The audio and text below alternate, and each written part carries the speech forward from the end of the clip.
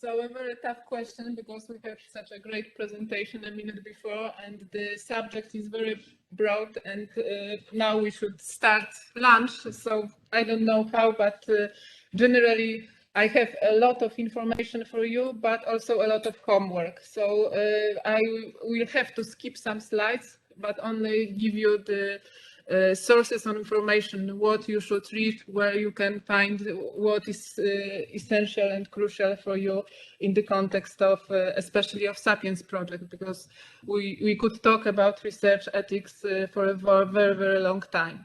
So here is the first set of some basic documents. This presentation is based mostly on the first one, so the European Code of Conduct for Research Integrity. And this is something basic where you have the principles, when you have the information what you should do and what you must not do, and things like that.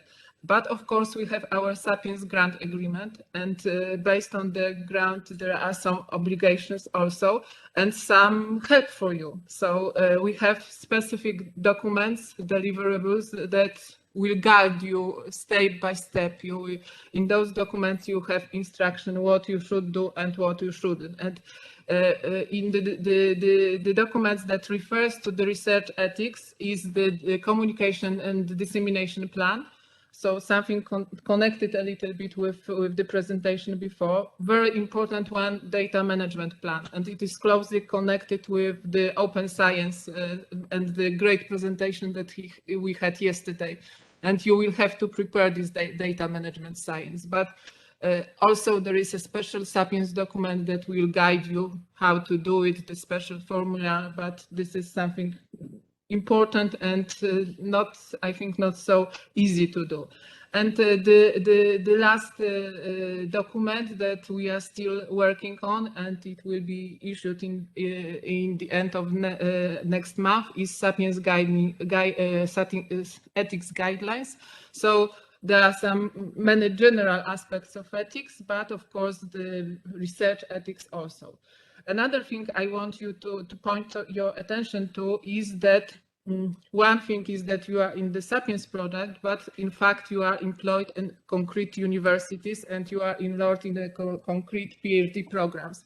And most of those universities have their particular code of conduct. This is just an example of the code of conduct for responsible research from the University of Copenhagen, but you will find similar one for the Birmingham and other universities. So here, please look at the university's website, talk to your supervisors how it looks like at a specific university. And the third important document to which we also refer in the grant agreement is the Code of Conduct for Research, especially the first part, so the European Charter for Researchers, and also some basic principles you will find here. And general statement from the grant agreement that we also, you as ESRs and we as supervisors have an obligation to comply with those ethical research integrity principles. And it is something we have to do. All those documents that I am showing you now, they are all put in these Google Drives. So please take a look at it.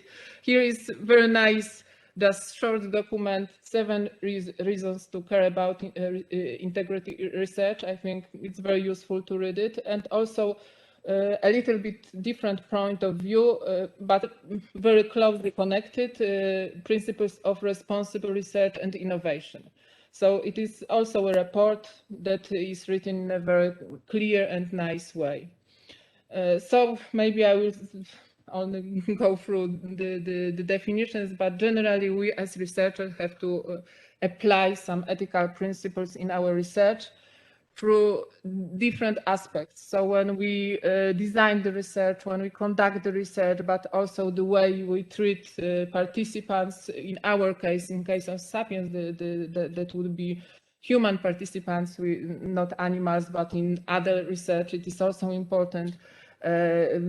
whether the research result may be misused, for example, for criminal purposes, and also the aspect of scientific misconduct.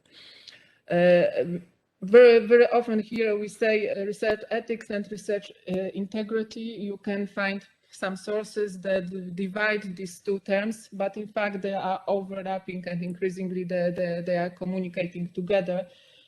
So here is one example how we can look at them a little bit differently, but I will suggest that they are so depending on each other. So the research integrity influence research ethics and vice versa. So I will skip it, you can read it then. But what is the fact that the research integrity is something that is very, very important on the political agenda of the European research area, and also it is very closely connected with the open science, so with aspects that you had the presentation yesterday. So as a result, every year we have more and more very interesting projects communicating, giving the e-learning courses on this area. We have the networks that are working, and I also put you in the materials the links to those sources, because I think it is a very good base for knowledge. And for example, this first one, the Embassy of Good Science, just for the beginning to systemizing all those information. This is a very short e-learning course that I recommend you to take. Here is the links. There are some steps you go through. There are some little tasks to do, but very good thing. So as a homework. But now coming back to this basic document, so the European Code of Conduct for Research Integrity and those principles that we have to take into account while doing our research. As you can see, we have 4 of them. Reliability, so ensuring that our research are of a very good quality, honesty, how we develop, how we undertake, how we review, report, communicate research, and we have to do it in a transparent, fair, and an unbiased way. So it is connected both to open science, but also some scientific rigor that we have to keep. The third aspect is about respect to our colleagues, to our research participants, society, ecosystems, and so on. And the last one about accountability. Again, those principles will be explained both in the e-learning course that I recommended you in and in this document. And so the document starts with those basic principles, but then you get the information what is good and what is bad. Yes, so you have some good practice and something what you must not do. And starting with this first, so good research practice, so what we ought to do, so something what we could call the gold standard for research integrity. And again, in this document, you have pointed out and explained all those aspects. So now, because we have no time, I will only refer to some that I think are most important for you at this stage when you are beginning the PhD. The first two ones refer more to institution, for example, to Sapiens Network, that we have to promote the awareness that we have to train you in this area and so on. But then what is very important for you at this stage that you are now are research procedures and some scientific rigor that you have to keep from the very beginning when you already started to make some literature reviews. So how you take into account the state of the art, how good is the research gap that you have identified, how good research question you are able to ask, and so on. And then how you design research, what methodology you use, how you analyze, and so on, but also how you use the funds that you get. This is another aspect that we could talk a lot. So many points to read for you. And again, as a support for this official document, I will recommend you to look at this one because this is good academic research practice. It was prepared with the Knowledge Partner Web of Science, and This document guides you through the whole process, starting from the design, so the planning, literature review, research questions, so on, conducting the research, so how to select and characterize the sample, how to select the data for your research, what are the scientific rigor, and it will be very specific to different disciplines, to different kind of research, another to the qualitative, another to the quantitative. This is also something that you will work with your supervisors on. And then the last step, also the dissemination. So where you disseminate, what journals do you choose, how you do it.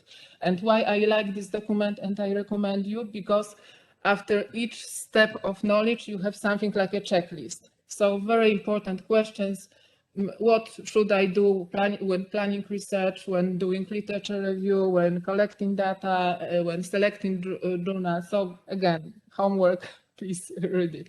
Then we have something like safeguards. So also please read all those information. And I will only refer to something that would be precisely defined in this document, ethical guidelines for SAPIENS, and what comes from the SAPIENS agreement. And here will be more concrete aspects that refer to our projects. So for example, that you will engage procurement professionals. Yes, you will do perhaps some interviews with them, some focus groups. So how you should do it without any risk for not complying with research integrity. A special care would be for ESR 9, because here will come information on minorities, disadvantaged groups, and again, how to do it, how to collect it properly. And also you will gather some personal data. So how to manage those data. It is also something that you will have to write about in the data management plan.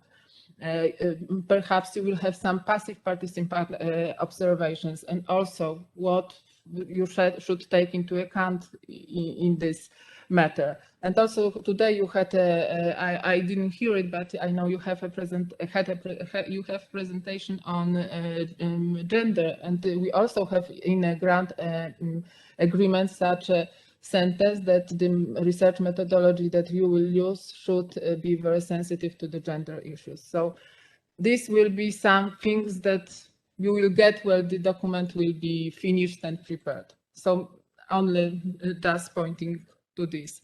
And this is the next good practice that we find in the European Code of Conduct of Research Integrity, so data practices and management, and closely connected with the fact that you have to prepare data management plan. Again, we do not have time to go through all of this, but again, there already exists the finished document, because there was a deliverable 4.2 data management plan where step by step you have explained all the aspects, what you should do, how you should do, and so on. The next point that is in this code of conduct is collaborative working. So how you collaborate with your research partners, with your supervisors, with co-authors of your publications. And again, please then read it carefully, but now only 2 examples what happens if something is not working in this area very well. So the first one, how important is the trust to our co-authors. This is the example of retraction of some paper from the sustainability. As you see, there were few of authors. And what happened after publishing the paper, and it even got quite good citations, but then some concerns were brought to the attention of the publisher and also to the authors regarding overlap with the unpublished research project that was previously submitted to a university, but with a different authorship, so plagiarism, yes. And after the investigation, everything was confirmed. But what I wanted to stress, the fault was only on the fourth author, because the other co-authors didn't know that the fourth one took this insight from the other project. but the consequences are for the whole team. Yes, so the paper is retracted, and it is the names connected with the articles are already here. So you have to be very careful how and with whom you cooperate, and to give the clear basis for this cooperation at the very beginning. And another example here, such a good paper that it even gets some prestigious reward. And then another researcher found that he could not replicate the findings. And again, there was an investigation. The scholar found other mistakes in reporting, coding the data. So the data that was for the reproducing and was reported in the article did not work. And again, there was a fault of this time of the third author that was responsible for handling the data, the replication data, and the code. And this third author stated then that this original data and code that produced the published results, he just lost it. So he prepared something else. And again, the other authors had no idea about the situation. Everything happened after the publication, after the fact that someone wanted to replicate the data and could not. So again, this is happening. All two cases are from the webpage Retraction Watch, and I also recommend you to go to this webpage, because I think it is something that would be very good for you to just read those cases and learn and be very careful what can happen, because we all know that we cannot falsificate, we cannot make plagiarism, but every day such cases come up.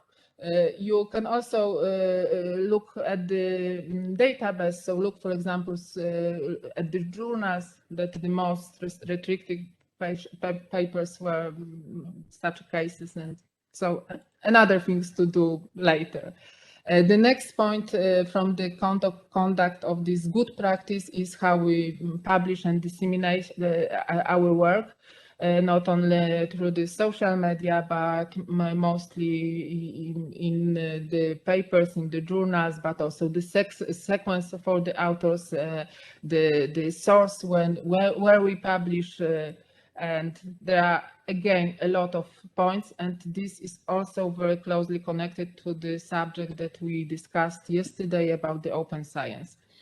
So again, not the time to talk about it in detail, but you have here two very important SAPIENS documents that should be helpful for you. The first is Dissemination and Communication plan, and it is already available. This is deliverable 6.2, but the SAPIENS team also prepared for you early stage researchers instruction for communication and dissemination. So especially for you just to follow some rules.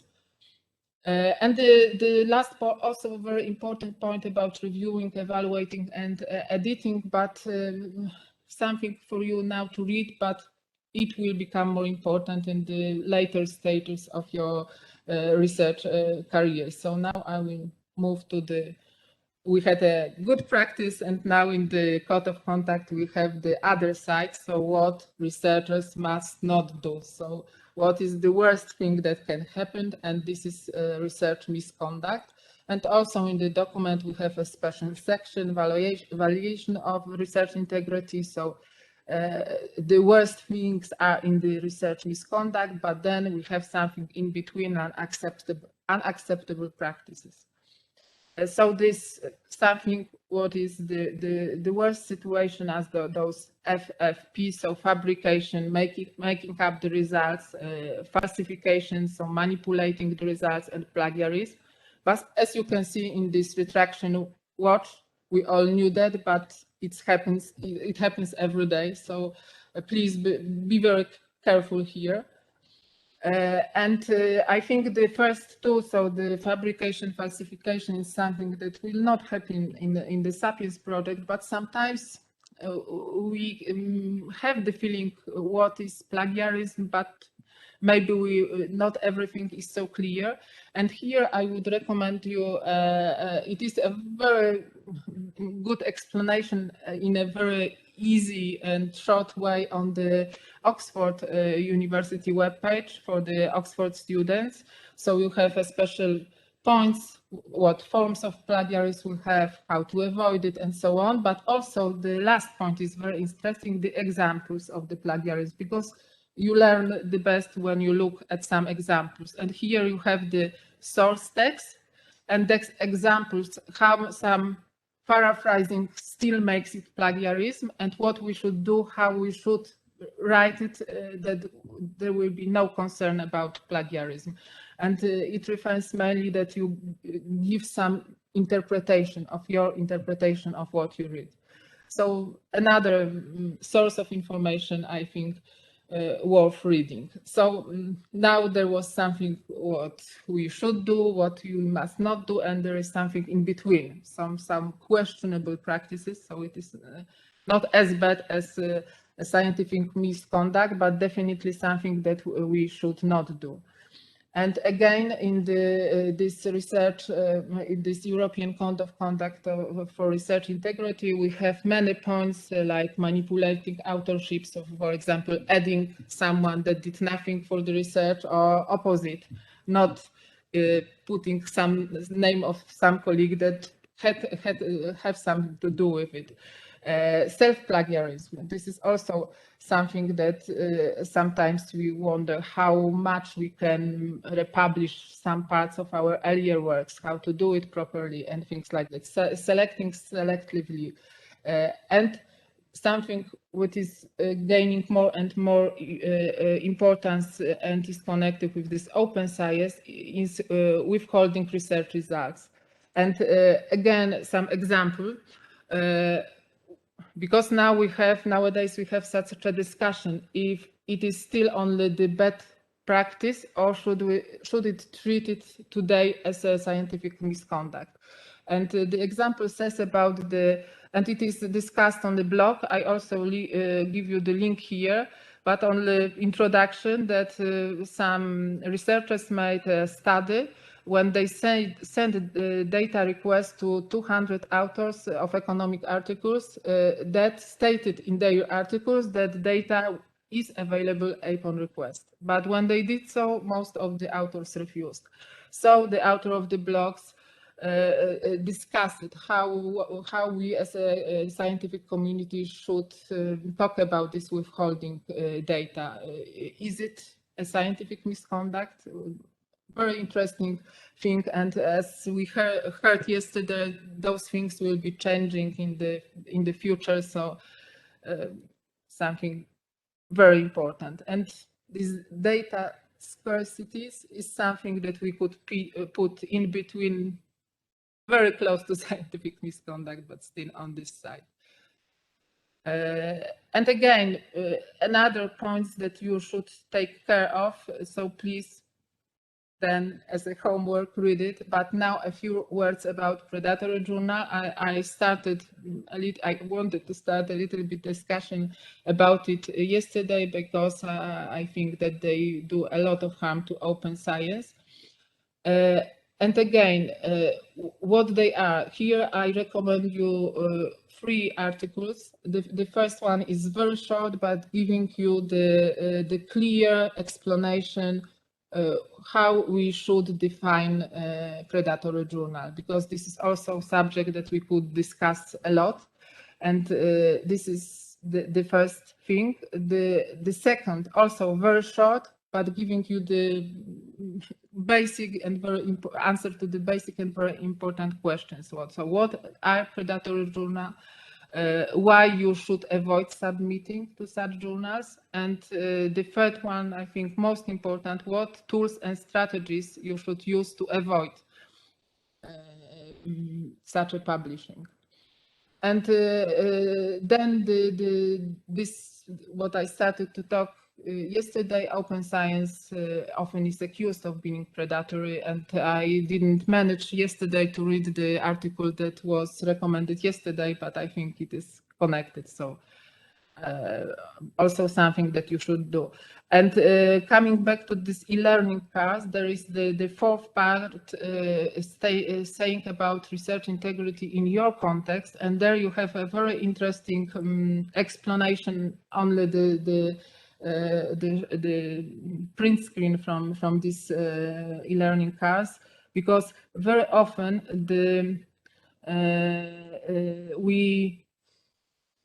we are a little bit open to such a questionable research practices because we have pressure to publish. So this is also very important that you start working on your publications or your articles very early, and not when then will be the time that you will have to come and Martin will ask, what have you do for the research, and now fast I have to have the publication, and this is the motivation to go wrong way. So and here in this course it is explained very clearly what are the main types of this questionable research practice and how it is connected with the research pressure. So summarizing this, on one side we have good practice, what we ought to do, so good practice keeping to the research rigor, open data, open code, then some questionable practice, and on the other side something what we should not do, so research misconduct, fabrication, falsification, and plagiarism. Some skills that you should have to be good in research integrity, and as you can see, all kinds of skills are needed here: hard skills, soft, process skills, and also some kind of emotional ones. And the last document that was also issued by the European Union, but in earlier program, not Horizon 2000, but I like it because here you have 12 golden rules to ethical research conduct on page 24, and 3 tips to be more ethically prepared. So those 12 rules also read as homework, because the lunch we will miss the lunch, and only 3 tips to be more ethically prepared. So integrate those principles that I talked to you about today in your research process. Use those code of conduct, so all the documents that I presented, and you have it in this Google folder, and also seek for advice between the Sapiens network to your supervisors, co-supervisors, and everyone else. So I think that's all. If you would have any questions to me, or for example, you are such a great group that I don't think that there will be the need for some discrimination aspects, but if anything bad happens, please contact me. We'll talk in confidentiality, talk with the steering committee, and try to find the way to make it the best possible way it will be possible. So now it's all for me, and I think we can go to lunch.